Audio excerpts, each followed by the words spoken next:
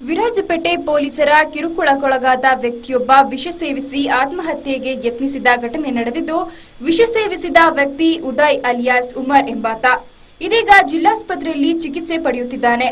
ದಿನಾಂಕ 29ರ ತಡರಾತ್ರಿ ವಿರಾಜಪೇಟೆ ಪೊಲೀಸ್ ಠಾಣೆಯ 3 ಪೇದೆಗಳು ಉಮರ್ನನ್ನ ಠಾಣೆಗೆ ಕರೆದುಕೊಂಡು ಹೋಗಿ ಗಾಂಜಾ ಮಾರುತ್ತಿದ್ದಾನೆಂಬ ಆರೋಪ ಹೊರಿಸಿ ಠಾಣೆಯಲ್ಲೇ ಕೂಡಿ ಹಾಕಲಾಗಿದ್ದು, ದಿನಾಂಕ 30ರ ಸಂಜೆ 4 ಗಂಟೆಯ ವೇಳೆಗೆ ನ್ಯಾಯಾಲಯಕ್ಕೆ ಹಾಜರುಪಡಿಸಿದ್ದು, ಅಲ್ಲಿಯವರೆಗೆ ಉಮರ್ನ ಪತ್ನಿ ಅಥವಾ ಆತನ ಮನೆಯವರಿಗಾಗಲಿ ಯಾವುದೇ ಮಾಹಿತಿ ತಿಳಿಸಿಲ್ಲ.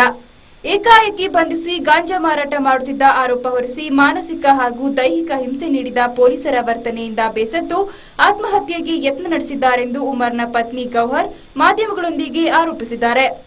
ಅಲ್ಲದೆ ಮೂಲತಃ ಹಿಂದೂ ಧರ್ಮದವರಾದ ಉಮರ್ ಮತ್ತು ಗೌಹರ್ ಕಳೆದ 4 ವರ್ಷಗಳ ಹಿಂದೆ ಮುಸ್ಲಿಂ ಧರ್ಮಕ್ಕೆ ಸೇರಿದ್ದು, ಇದರಿಂದಾಗಿ ಪದೇ ಪದೇ ಪೊಲೀಸರು ಕಿರುಕುಳ ನೀಡುತ್ತಿದ್ದಾರೆಂದು ಆರೋಪಿಸಲಾಗಿದೆ. ಅವತ್ತು ರಾತ್ರಿ 12 ಗಂಟೆಗೆ ಮನೆಗೆ ಬರ್ತೀನಿ ಅಂತ ಫೋನ್ ಮಾಡಿದ್ದಾರೆ. ಅವರು ಇನ್ನೂ ಮನೆಗೆ ಬಂದು ತಲುಪಿಲ್ಲ. ನಾನು 12:30 ಗಂಟೆಯಿಂದ ಇದು ಮಾಡ್ತಾ ಇದ್ದೀನಿ, ಫೋನ್ ಟ್ರೈ ಮಾಡ್ತಾ ಇದ್ದೀನಿ, ಸ್ವಿಚ್ ಆಫ್ ಬರ್ತಾ ಉಂಟು, ಸಿಗ್ತಾ ಇಲ್ಲ. ನಾನು ಇದು ಯಾಕೆ ಬಂದಿಲ್ಲ ಅಂತ ಟೆನ್ಷನ್ ಇದ್ದು ಬೆಳಿಗ್ಗೆನೂ ಬಂದಿಲ್ಲ ಒಂದ್ಸ. ಅಂತೂ ನಾನು ಏನಪ್ಪ ಆಕ್ಸಿಡೆಂಟ್ ಆಗೋಯ್ತಾ, ಏನಾದರೂ ಆಯ್ತಾ ಅಂತ ಭಯ ಬಿದ್ದು ಟವರಲ್ಲಿ ಫ್ರೆಂಡ್ಸ್ನೆಲ್ಲ ಹುಡುಕಿದೆ. ಆ ಟೈಮ್ಗೆ ಫ್ರೆಂಡ್ಸೇ ಯಾರು ಸಿಗ್ಲಿಲ್ಲ.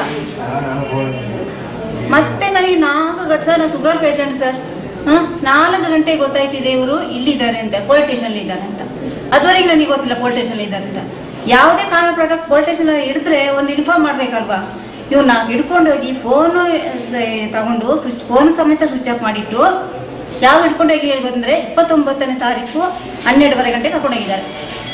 ಕರ್ಕೊಂಡೋಗಿ ಇವ್ರು ಏನು ಮಾಡಿರೋದು, ಇವ್ರನ್ನ ಅಲ್ಲಿ ಕೂರಿಸ್ಕೊಂಡು ಹೊಡೆದು ಮಾಡಿ ಅಂತ ಹಿಂಸೆ ಕೊಟ್ಕೊಂಡು ಕೂರಿಸ್ಬಿಟ್ಟು ಸಾಯಂಕಾಲ ಬಿಡುವಪ್ಪ ಅಂತ ಬಿಡ್ತೀನಿ ಇರಪ್ಪ ಅಂತ ಹಂಗೆ ಹೇಳ್ಕೊಂಡು ಸಾಯಂಕಾಲ ಏನು ಮಾಡಿದ್ದಾರೆ, ಇದು ಮಾಡಿದ್ದಾರೆ, ಏನೋ ಸ್ಟೇಟ್ಮೆಂಟ್ ಎಲ್ಲ ರೆಡಿ ಮಾಡಿ, ನೋಡಪ್ಪ ಇದಕ್ಕೆ ಸೈನ್ ಹಾಕು, ಇಲ್ಲಾಂದ್ರೆ ಪುನಃ 2 ದಿವಸ ಕೂರಿಸಿ ಪುನಃ ನಿಮ್ಮನ್ನ ಒಳಗೆ ಹಾಕ್ತೀವಿ ಅಂತ ಹೇಳಿದ್ದಾರೆ.